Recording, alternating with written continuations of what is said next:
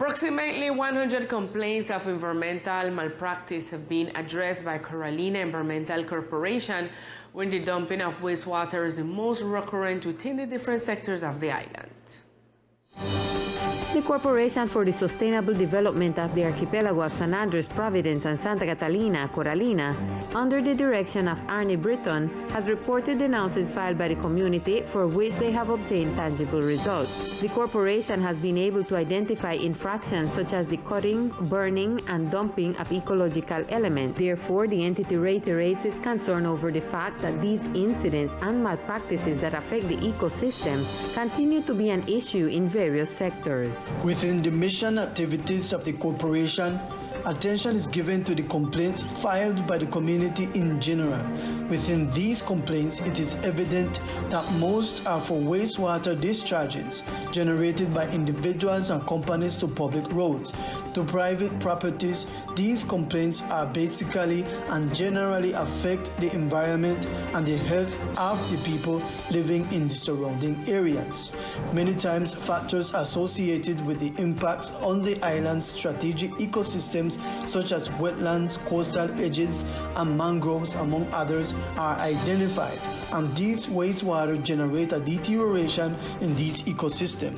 It should be noted that the periods with the highest number of complaints received were in the months of March and October, receiving 15 complaints for logging, 1 for burning, 53 for the dumping of wastewater, and 6 for poor disposal of solid waste. Let us remember that logging and burning represent damage to the quality of the air, soil, and water, so the community is invited to refrain from these bad practices, both because of the effects on the environment and because of the direct effects on human health. They have also dealt with complaints about fires in the Magic Garden, construction in wetlands, emission of odors and particles, extraction of coral sand in various sectors of the island, poor management of pig stables, improper disposal of scrap and special waste, extraction of groundwater, and threats to our wildlife and marine species such as gray sharks, black crabs, and iguanas.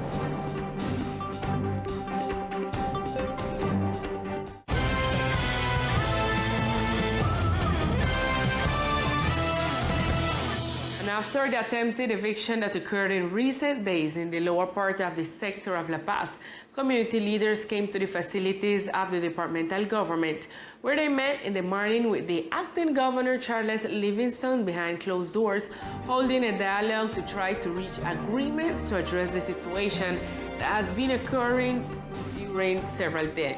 According to Teleislas News, the conversations will continue tomorrow with the governor, Everett Hawkins.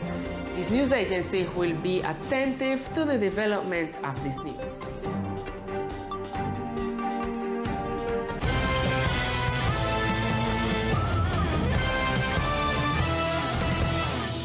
And in other news, filmmakers from all over Colombia will meet at the National Meeting of Diverse Connections, where Teleislas will be present. For the first time, 10 regional and local channels will open their doors to the country's creators in diverse connections. The national meeting will bring together for the first time in the same space more than 40 filmmakers who have accompanied the previous version, who will meet with representatives of 10 regional and local channels including Telecaribe, Teleislas, Telefacífico, Teleantioquia, and Señal Colombia. This event with the Ministry of Culture, what they call diverse connection, it means that all the channels like Teleislas, regional channels, also directors, independent producers, and the private sector of audiovisual in Colombia is looking to construct different alliances with our channel and with people who is seeking for new contents or who want to do co-production with our channel.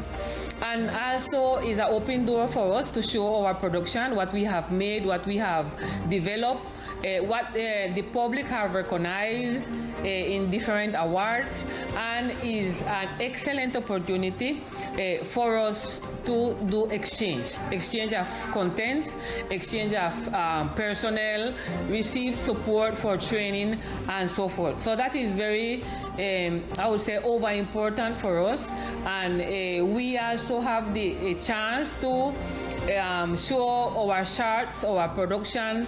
We will have a space to show Teleislas how we have been developed technologically and also in the construction of contents.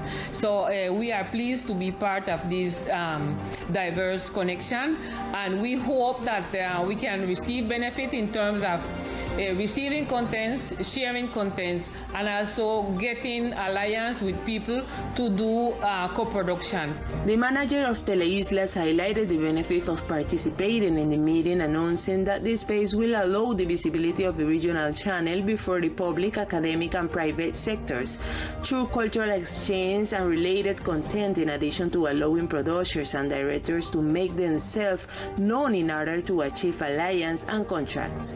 The meeting will take place on November 25th at 2 p.m. in La Carpa of the Museum of Modern Art of Medellin.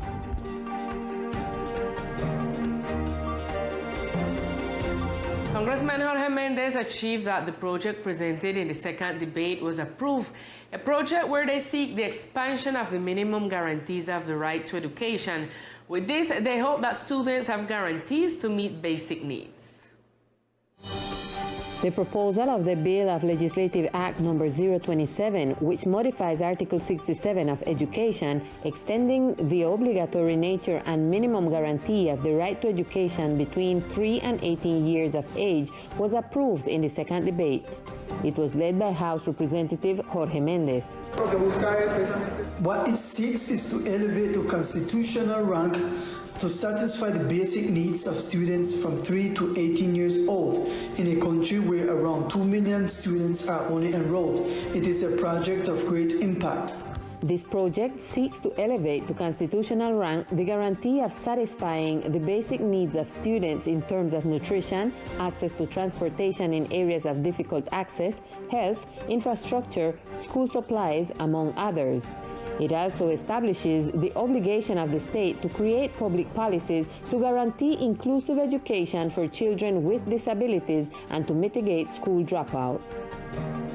Pay close attention to the following news. In the coming days, the softball and volleyball tournament will be held in the department, which seeks to bring together the entire island community. From the 24th to the 27th of this month, the male and female softball and volleyball tournament will be held in the department, an initiative that seeks to provide funds for residents and tourists of the island. This Caribbean Cup is organized by our club, Ambassadors Cult. Ambassadors is a group of men and women that we have come together, decided to make sport and to gain soul for Almighty God. We are representing our Lord and Savior Jesus Christ, so that's why we are ambassadors. The idea of this championship is to integrate people from the Caribbean area, like República Dominicana, we have Cartagena, we have Providence and San Andres. And so the idea is to have a nice integration in softball and also in volleyball, male and female categories. The date that we have stipulated are the 24th through the 27th of November, and it will take place at our softball stadium in town, Eugenio Archibald, and at the Kahasai softball court. For this exchange of sport, everything will be free. There will be no charges. It's only that you come with a good disposition to enjoy softball, to enjoy volleyball, and to have a nice time together as God's children. The tournament will be held in the sports venues, softball stadium Eugenio Archibald, and the volleyball court of the Caja de Compensación Cajasay. The departmental government is advancing the first phase of the construction of the Public Policy for Tourism Development, an initiative that seeks to change the tourism model currently being developed on the island. In compliance with the Departmental Development Plan and Ordinance 022 of 2019, which seeks the construction of a public policy for sustainable tourism, the Secretariat of Tourism advanced meetings with various unions to achieve the transformation of the department in tourism. In view of this, the head of the Tourism Office spoke to Teleislas News about the importance of the project and the benefits it will bring. La construcción de la política pública es la base. The construction of public policy is the basis of everything. Imagine that San Andres is a neighborhood store that is doing well, and everyone buys there. But there is no plan, there is no organization. Right now, we want to transition from a neighborhood store to a supermarket. That is more or less what public policy seeks. So far, our tourism development efforts have been given by individual efforts. The idea of public policy is to find a way to find all the actors to sit down, not only hoteliers and agencies. After the end of the meetings, the departmental government will compile the information obtained to initiate the next phase of the project, which will continue through 2023, as explained by Secretary Juan Archibald Dow. Empezar a buscar consensos. To start looking for consensus is the first part, and next year will come the other three phases of the construction of the policy, where we will look for how to create a draft to present to these associations that participate in the construction of the scene, to make corrections and organize everything, to then build the legal framework and then presenting it to the departmental assembly. The construction of a public policy for sustainable tourism seeks to generate a major transformation that will lead to increased productivity, income generation, and increased employment in the sector, allowing the development of nature, cultural, and ethnic tourism. And now it's time for news of the municipality of Old Providence and Santa Catalina with Millicent O'Neill.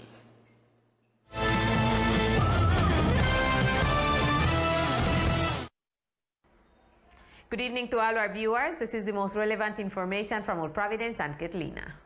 Yesterday, SENA held an entrepreneurship fair that brought together local entrepreneurs and businesses from the Fondo Emprender to showcase their products and services to the community.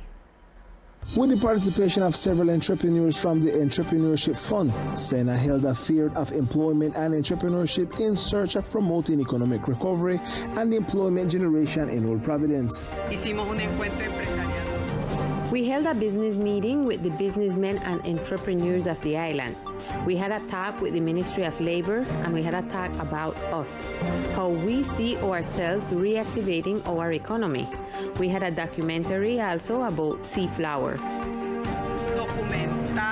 During the fair, several innovative products were shown for participants to know and to try.